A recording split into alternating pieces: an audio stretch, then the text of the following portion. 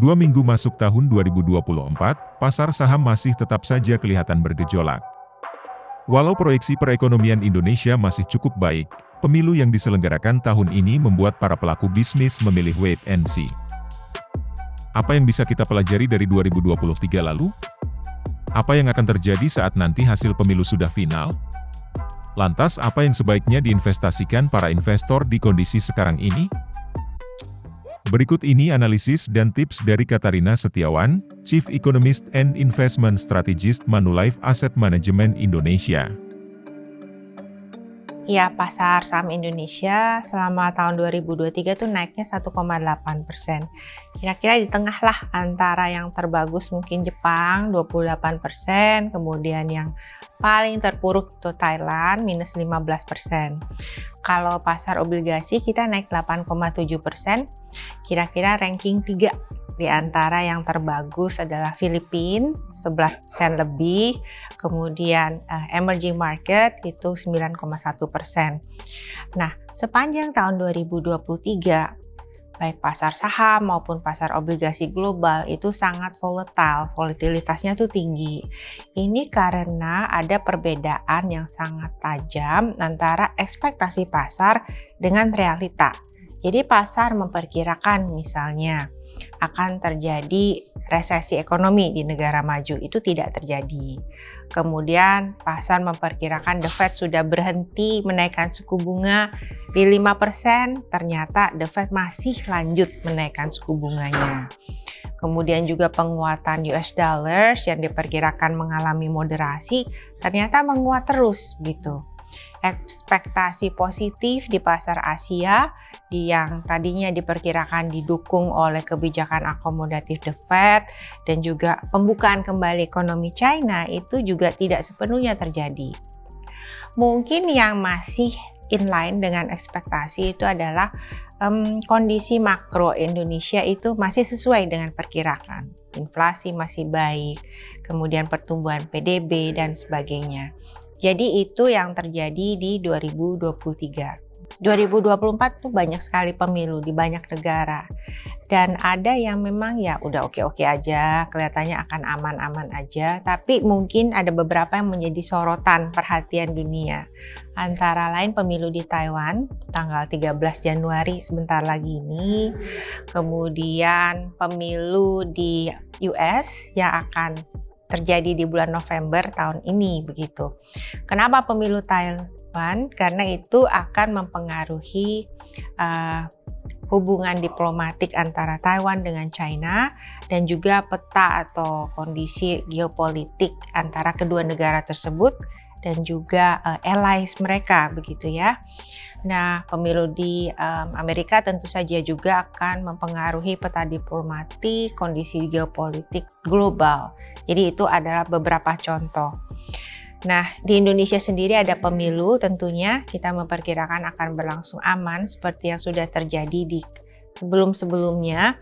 Walaupun ramai di medsos, tapi kondisi tidak akan ada misalnya nationwide riots atau kekacauan nasional seperti itu. Masyarakat kita sudah semakin dewasa ya. Jadi pemilu di Indonesia kelihatannya akan berlangsung aman. Dan juga siapapun yang terpilih itu kebijakannya nantinya kemungkinan besar tidak akan terlalu melenceng satu sama lain.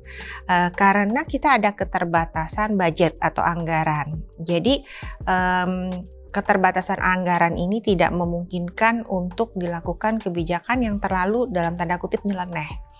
Nah, mungkin penekanan di beberapa sektor, di beberapa hal itu yang berbeda. Dan ini yang akan menyebabkan perbedaan dari segi speed atau kecepatan untuk kemajuan di beberapa sektor. Tetapi secara overall, keseluruhan, seharusnya kebijakannya antara tiga pasangan capres-cawapres ini setelah mereka terpilih salah satu itu mungkin tidak akan terlalu ekstrim perbedaannya.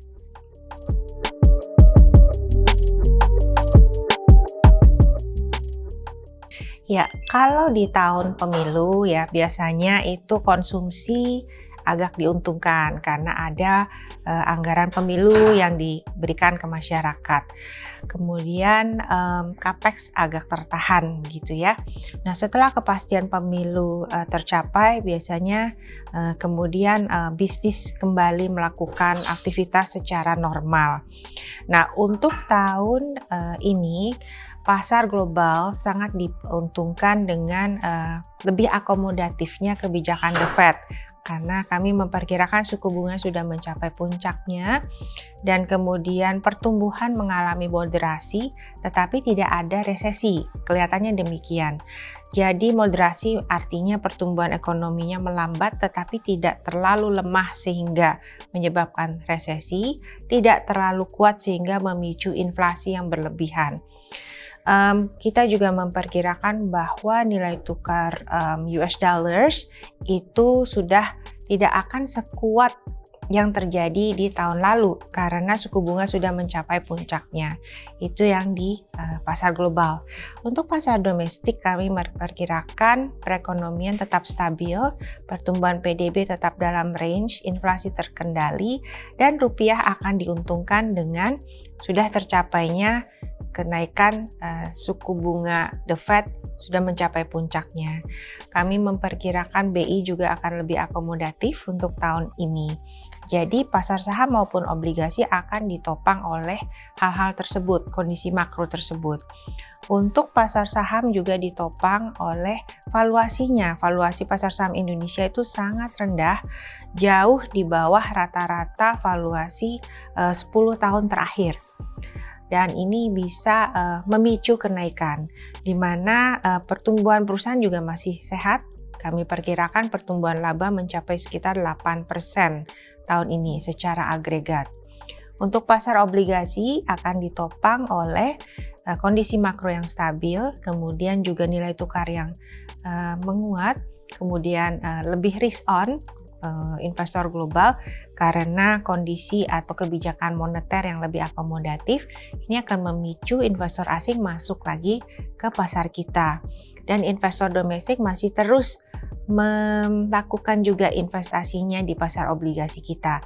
Dan untuk pasar saham kami perkirakan IHSG mencapai 7.800 level di akhir tahun ini. Untuk obligasi akhir tahun ini, yield obligasi 10 tahun pemerintah itu diperkirakan ada di antara 6 sampai 6,25%. Jadi kondisinya akan lebih kondusif untuk tahun 2024 ini. Resiko yang patut dicermati adalah kalau memang ekspektasi pasar itu terlalu bullish. Ini bisa memicu volatilitas lagi. Jadi seperti yang kita lihat, The Fed itu mengindikasikan ada pemotongan suku bunga 75 basis point. Tetapi pasar memperkirakan 150 basis point. Nah, kalau ekspektasi dan realita ini tidak bertemu, itu ada risiko volatilitas akan terjadi lagi. Tetapi secara keseluruhan, karena kebijakan moneter sudah lebih akomodatif, maka kita perkirakan pasar finansial akan bergerak lebih kondusif tahun ini.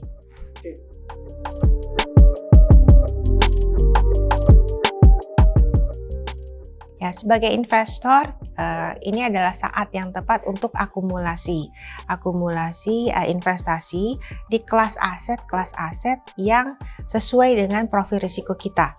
Jadi kita sesuaikan dengan profil risiko kita dan tujuan investasi kita juga, berapa lamanya. Untuk investasi dipilih apakah tujuannya jangka panjang atau menengah atau pendek. Baik obligasi maupun saham itu menarik karena pasar saham valuasinya sudah sangat rendah, kemudian obligasi itu juga akan ditopang dengan stabilnya imbal hasil serta penurunan suku bunga ke depannya.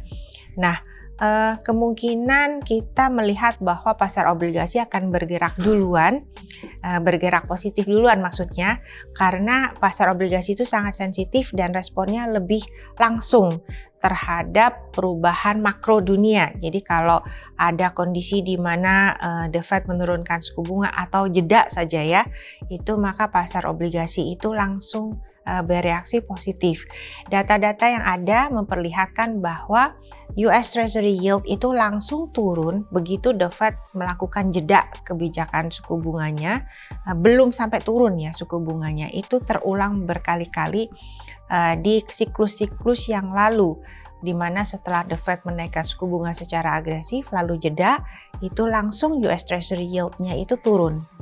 Berulang-ulang terjadi demikian. Jadi kami memperkirakan pasar obligasi mungkin akan positif lebih duluan.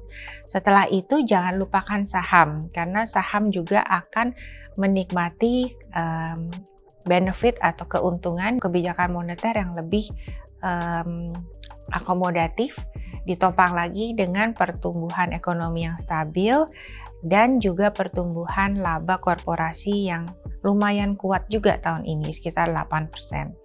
Jadi mungkin kalau mau dipilah-pilah, obligasi dulu baru saham, tapi tentunya sesuaikan dengan profil risiko dan tujuan investasi. Jangan lupa juga melakukan diversifikasi. Jadi jangan taruh semua uang kita di satu kelas aset saja, tapi lakukan diversifikasi. Jangan taruh juga semua di satu mata uang. Jadi kita harus ada, baik itu mungkin di rupiah, di US dollars, dan kalau bisa jangan taruh juga di satu geografis saja. Kita mau juga diversifikasi ke geografis yang lain, misalnya di Asia Pasifik, kemudian secara global, sehingga secara keseluruhan resiko dari portofolio kita itu terjaga, sementara returnnya juga bisa lebih menarik.